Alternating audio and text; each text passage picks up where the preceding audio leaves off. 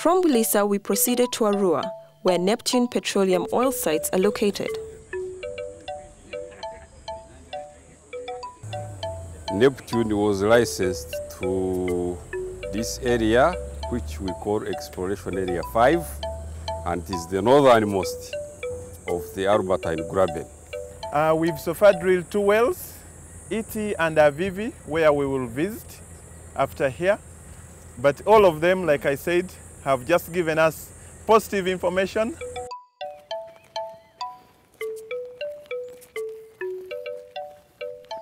So what we have here are dried cuttings. The solids have been dried and put in bags. We realized that there is a lot of trouble if they are in fluid form. Things like the pH are much higher when you test them when they are wet than when they are dry. So we evaporate the water, not all of it, but most of it is evaporated when you do this process of drying. So once they have been dried, it is easier to negotiate with various stakeholders how much you can be able to do with them once you have been able to eliminate things like pH. They are not completely dry, because if that happens, it means that once you open one of the bags and there's a lot of wind, they will start fluffing up all over the place. So they are sort of damp somehow. And we keep them covered here so that they don't even become more dry. Here is still an example of an unprocessed situation.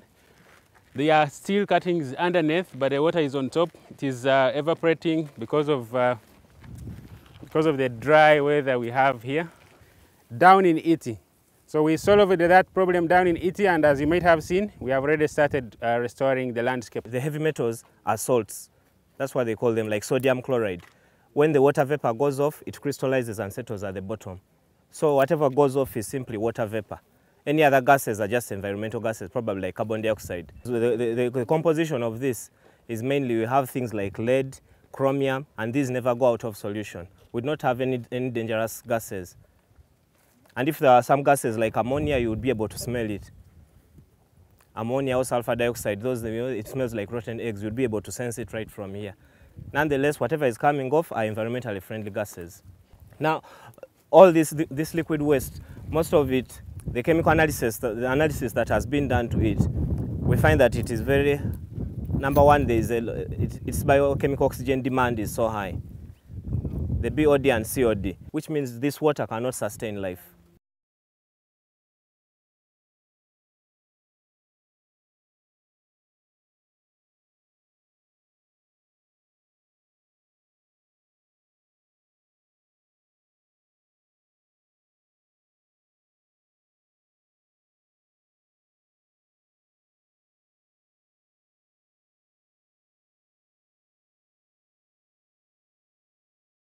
Oil development is a recent development in our district, and we have been constantly in touch with the oil company. That our oil company in this case is Neptune Petroleum.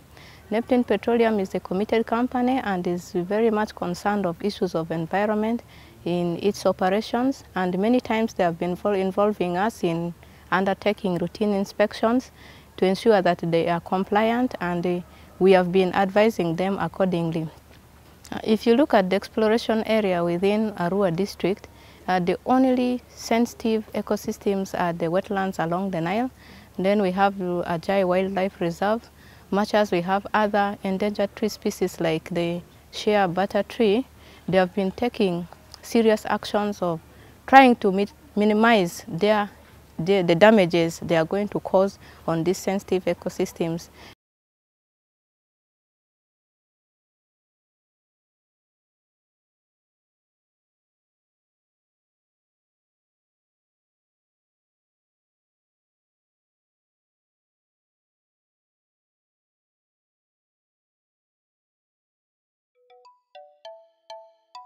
There is still a need to achieve a balanced approach to the management of the economic and environmental goals in oil and gas production. Are we on the right track? Nema has made this its mission to implement the guidelines, and the oil companies, together with the government, are all working side by side to ensure that before production starts, all the necessary precautions are taken. As a country, we need to ensure that our success in oil production does not take precedence over what is good for the people. The benefits will be great and rewarding to Uganda, and she will grow into a powerful and gifted country. Ordinarily, I think we need to appreciate as a country, the oil is for all Ugandans. And definitely, environmental impacts do not respect boundaries. They do not respect geographical boundaries. You will not say that there is pollution in Hoima, and for me who is in Kampala, I'm not bothered. Because you do not know where the tides of wind are blowing. There may be pollution in Hoima, but the clouds or the contaminated clouds will be blown all the way, and they set their rain in Kampala. So all Ugandans should be concerned about the environment. The oil and gas will benefit us, but we need to change our attitude and way of looking at things.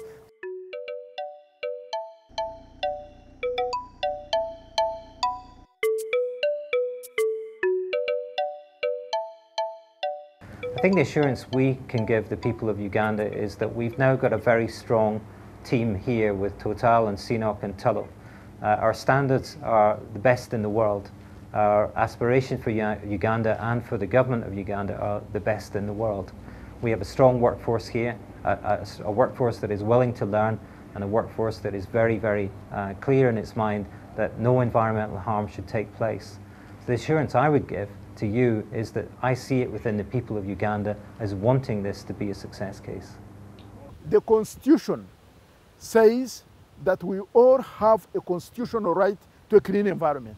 But also, the Constitution requires us to make sure that we protect the environment. So if you see something wrong going on, bring it to the attention of the district environment officer. Bring it to the attention of the representative of Uganda Wildlife Authority in the areas affected, Petroleum Department, or bring it to the attention of the Executive Director, Nema, and we'll follow it up. Yes. As citizens of this beautiful country and of the world, we owe it to ourselves and the generations to come to protect our environment.